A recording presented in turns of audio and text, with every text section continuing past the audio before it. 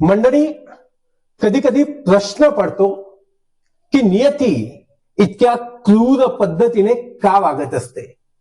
कोवड्या कडांना फुलण्याआधीच, बहरण्याआधीच ती का कुस्करून टाकत असते.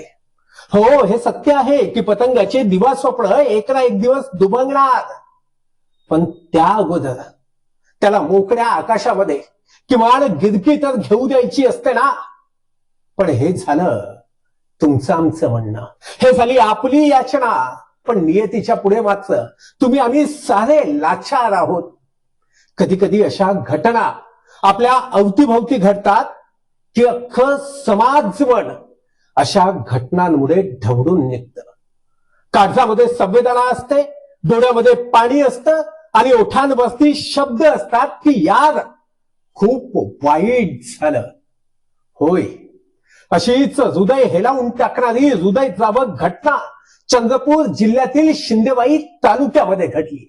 तुम्ही म्हणाल की नेमकं काय झालं, सांगतो, पण त्याआधी चॅनलला सबस्क्राईब केलं नसेल तर तेवढं मात्र नक्की करून घ्या.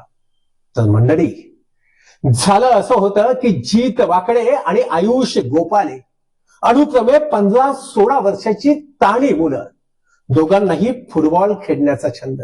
मॅच आहे म्हणून दोघेही शिंदेवाईला आले होते. मॅच संपली, सुट्टी पण होती. आता काय करायचं, तर चला आपण नदीमध्ये पोहायला जाऊया, नदीमध्ये जाऊन पोहण्याचा आनंद घेऊया म्हणून दोघेही टेकडी गावाजवळील नदीमध्ये पोहायला गेले. पण ते गेले गेले गेले तर असे गेले की पासून आलेच नाही.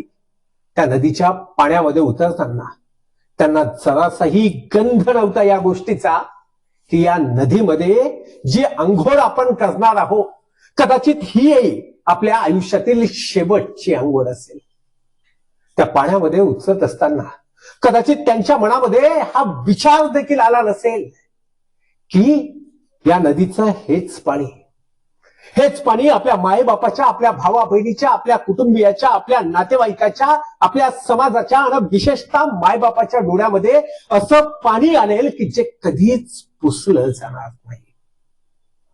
पण शेवटी तेच झालं जे व्हायला नको होतं.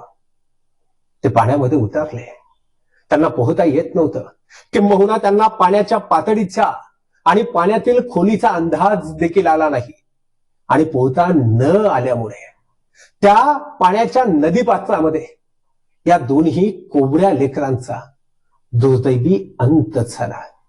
नंतर गोताखोरांच्या मदतीने त्यांच्या डेड बॉडीज पाण्याच्या बाहेर काढण्यात आल्या. पण एक लक्षात घ्या की त्यांना, त्या लेकरांना पाहून त्यांच्या घरच्यांचा फुटणारा टाहो हा मात्र या आभाळात देखील मावत नव्हता. कारण जे झालं ना ते प्रचंड वाईट झालं. कारण त्या नदीपात्रामध्ये केवळ 2 तानी लेकरं बुडाले नव्हते, त्या नदीपात्रामध्ये 2 जीव बुडाले नव्हते, तर बुडाल्या होत्या 2 कुटुंबांच्या आशा. आपल्या उदांत काळाचा आधार म्हणून पाहणाऱ्या, आपल्या लेकराकडे पाहणाऱ्या 2 कुटुंबाचे स्वप्न बुडाले होते. त्या 2 कुटुंबाचं भविष्य कायमसाठी त्या नदीपात्रामध्ये हरवलं होतं. अर्थात तुमच्या आमच्या संवेदना त्या कुटुंबियाच्या पाठीशी आहेतच, परंतु अशा घटना मात्र तुमचं आमचं मन मात्र हेलावून जातात. तेव्हा तमाम व्हिडिओ पाहणाऱ्या पालकांना, मायबापांना विनंती की आपल्या मुलांकडे लक्ष द्या, सावधान राहा, सतर्क राहा, जेणेकरून अशा घटना कधीही परत घडू नये. काळजी घ्या. मनपूर्वक धन्यवाद.